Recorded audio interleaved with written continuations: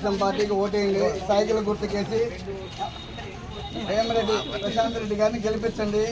MP నీటి సమస్య, drainage సమస్యని వాళ్ళ సొంత నిధులతో పని చేయగలిగినటువంటి వారు మనకు దొరికారు. వారు దొరికినప్పుడు వాళ్ళని మనం ఉపయోగించుకొని మన సమస్యలను చూసుకునేదానికి ఇది ఒక మంచి అవకాశం మనకి. మీరు 10 మందికి ఇక్కడ చెప్పాల్సి చెప్పి ఖచ్చితంగా మన కన్సిలిపాలెం సమస్యలు తీర్చుకునేదానికి అందరూ ముందుండి పని చేపిద్దాం. డ్రైనేజ్ సమస్య, నీటి సమస్య మనకుండేది అదే ఈ కన్సిలిపాలెంలో. నేను ఈరోజు కూడా అదే చెప్పాను, నాయన ఈ ఎలక్షన్కి దగ్గరుండి పని చేయండి. గట్టిగా పనిచేసే మనుషులు మనకి ఏరియాలో ఉంది.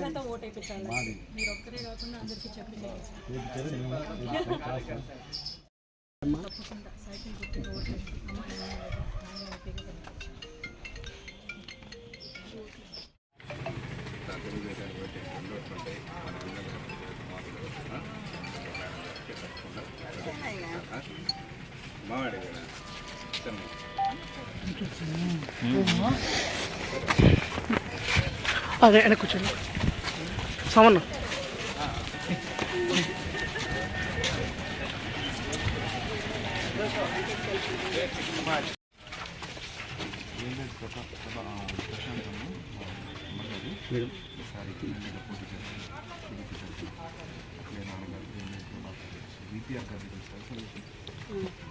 ఆయన ఎంపీగా పోటీ చేస్తారు. ఇద్దరికి 2 ఓట్లు వేయాలి. మొదటిసారి ప్రత్యేక రాజకీయాలకు వస్తున్నారు, ప్రజాసేవ కోసం. ఒకసారి అవకాశం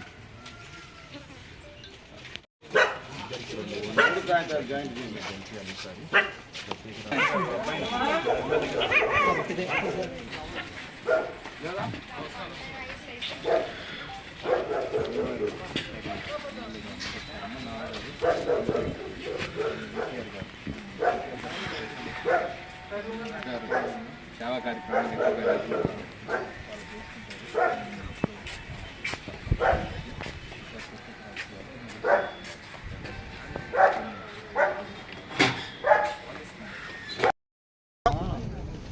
ఈరోజు కోవూరు నియోజకవర్గంలో గౌరవనీయులు మా తెలుగుదేశం పార్టీ అభ్యర్థిని శ్రీమతి వేమిరెడ్డి ప్రశాంత్ రెడ్డి గారు వారి ఆదేశాల మేరకు మరి తెలుగుదేశం పార్టీ కార్యకర్తలు, బుచ్చిరెడ్డిపాలెం మండల కార్యకర్తలు, నాయకులు, మా మేడం గారి పిల్లలు, వారి కుమార్తె కుమారులు, అలాగే తెలుగుదేశం పార్టీ యొక్క జాతీయ అధ్యక్షులు ఇచ్చినటువంటి ఆదేశం మేరకు, పార్టీ యొక్క ఆదేశాల మేరకు ఈరోజు బాబు షూరిటీ భవిష్యత్ గ్యారంటీ విషయాల మీద వారి యొక్క మేనిఫెస్టో తెలుగుదేశం ఏదైతే ప్రకటించిందో ఆ మేనిఫెస్టోని ప్రతి ఇంటింటికి తీసుకెళ్ళి తెలుగుదేశం పార్టీ వస్తే మీ యొక్క భవిష్యత్తు ఏ విధంగా ఉంటుంది అనే కార్యక్రమాన్ని ప్రతి ఒక్కరు కూడా వివరించుకుంటూ ఈరోజు కార్యక్రమం జరుగుతున్నాం.